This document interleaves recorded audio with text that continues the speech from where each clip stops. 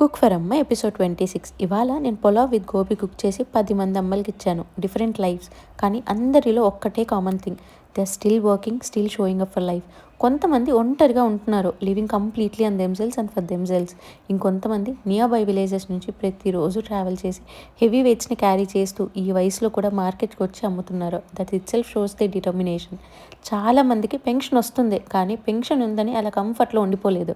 They still chose to work, not just for money but for independence, self respect and routine.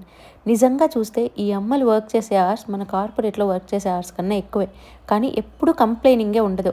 వాళ్ళని చూస్తే నాకు అర్థమైనవి కొన్ని విషయాలు. Life is not same for everyone. కొంతమంది choice లేక వర్క్ చేస్తారు, ఇంకొంతమంది రెస్పాన్సిబిలిటీస్ గురించి, మరి కొంతమంది just stand on their own feet. ఇంకొక విషయం ఏంటంటే, even at this age they are not giving up on their lifes. They are living with so much of confidence even when they are alone. మనం ఈ అమ్మల నుంచి నేర్చుకోవాల్సిన lessons చాలా simple. Work to stay independent, earn for your needs, but don't run behind money and forget peace. ఎందుకంటే ఇప్పుడు మనం అందరం మనీ అనే రేస్లో పడిపోయి పీస్ అండ్ హ్యాపీనెస్ని మర్చిపోతున్నాం.